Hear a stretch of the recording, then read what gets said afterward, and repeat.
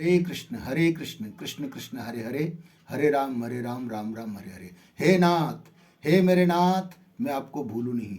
हे नाथ, हे मेरे नाथ, मैं आपको भूलूं नहीं। हे नाथ, हे मेरे नाथ, मैं आपको भूलूं नहीं। वसुदेव सुतं देवं कंस चाणूरमर्दनं देवकी परमानंदं कृष्णं वंदे जगद्गुरुं। कृष्णाय वासुदेवाय देवकी नंदनाय च नंद गोप कुमाराय गोविंदाय नमो नमः। प्रिय गीता प्रेमियों, श्री गीता माधुर्य का पाठ द्वितीय अध्याय प्रारंभ कर रहे हैं। श्री कृष्ण गोविंद हरे मुरारे, हे नाथ नारायण वासुदेवा। श्री कृष्ण गोविंद हरे मुरारे, हे नाथ नारायण वासुदेवा। अर्जुन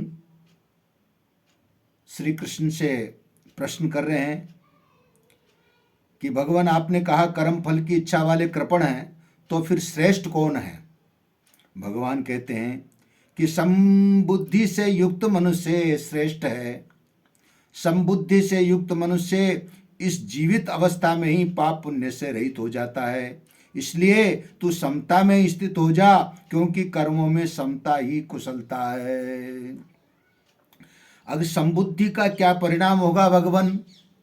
तो कहते हैं कि समता से युक्त मनुष्य कर्म जन्य फल का त्याग करके और जन्म रूप बंधन से रहित होकर के निर्विकार पद को प्राप्त हो जाते हैं। तो ये मैं कब समझूं कि मैंने कर्म जन्य फल का त्याग कर दिया है? अरे जब तेरी बुद्धि मोह रूपी दलदल को तर जाएगी, तब तुझे सुने हुए और सुनने में आने वाले भुक्त और अभुक्त भोगों से वैराग्य हो जाएगा। वैराग्य होने पर फिर समता की प्राप्ति कब होगी प्रभु? अरे शास्त्रों के अनेक सिद्धांतों से, मतभेदों से विचलित हुई तेरी बुद्धि जब संसार से सर्वथा विमुख होकर के और परमात्मा में चल हो जाएगी, तब तुझे योग यानी साध्य रूप समता की प्राप्ति हो जाएगी। अर्जुन बोले कि समता को प्राप्त हुए स्थिर बुद्धि वाले मनुष्य के प्रभु क्या लक्षण होते हैं? भगवान बोले, हे पार्थ, जब साधक मन में रहने वाली संपूर्ण कामनाओं का त्याग कर देता है और अपने आप में ही संतुष्ट रहता है, तो तब यह स्थित प्रज्ञ यानी स्थिर बुद्धि वाला कहलाता है। तो वह स्थित प्रज्ञ बोलता कैसे हैं? अरे भैया, उसका बोलना साधारण क्रिया रूप से नहीं होता, प्रत्युत भाव रूप से होता है।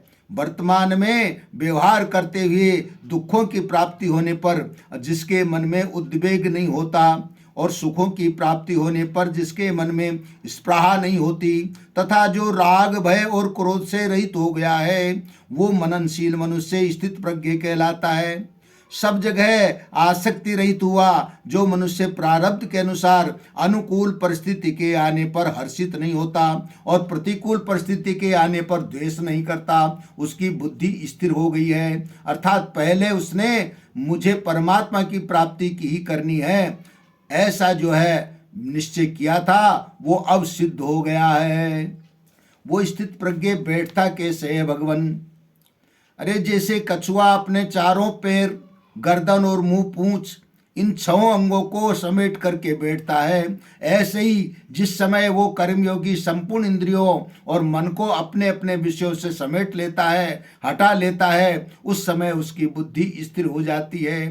तो इंद्रियों को समेटने की वास्तविक पहचान क्या है प्रभु? इंद्रियों को अपने विषयों से हटाने वाले देहाभिमानी मनुष्य के भी विषय तो निवृत्त हो जाते हैं, पर रस बुद्धि यानी सुख भोग बुद्धि निवृत्त नहीं होती, परंतु परमात्मा की प्राप्ति होने से इस स्थित प्रज्ञ मनुष्य की रस बुद्धि भी निवृत्त हो जाती है। तो रस बुद्धि रहने से क्या हानि होती है प्रभु? हे कुंती नंदन, रसबुद्धि रहने से साधन परायण विवेकी मनुष्य की भी प्रमथनशील इंद्रियां उसके मन को जबरदस्ती विषयों की तरफ खींच ले जाती है। तो इस रस बुद्धि को दूर करने के लिए क्या क्या करना चाहिए भगवान? अरे भैया, कर्म योगी साधक संपूर्ण इंद्रियों को बस में करके मेरे परायण होकर बैठे, अर्थात मेरे भरोसे निश्चित हो जाए, मेरे भरोसे निश्चिंत होकर के इस तरह जिसकी इंद्रिया बस में है उसकी बुद्धि जो है स्थिर हो जाती है, उसकी बुद्धि प्रतिष्ठित है। आपके परायण न होने का क्या होगा? अगर आपके परायण न हो तो क्या होगा? मेरे परायण न होने से विषयों भोगों का चिंतन होगा, और विषयों के चिंतन से क्या होगा? मनुष्य की उन विषयों में आसक्ति हो जाएगी, और आसक्ति होने से क्या होगा? उन विषय भोगों को प्राप्त करने की कामना पैदा हो जाएगी, और कामना पैदा होने से क्या होगा? अरे कामना की पूर्ति में बाधा पड़ने पर क्रोध आ जाएगा, और क्रोध आने से क्या होगा? क्रोध आने से सम्मोह हो जाएगा, और अर्थात मूढ़ता छा जाएगी। मूढ़ता छा जाने से क्या होगा?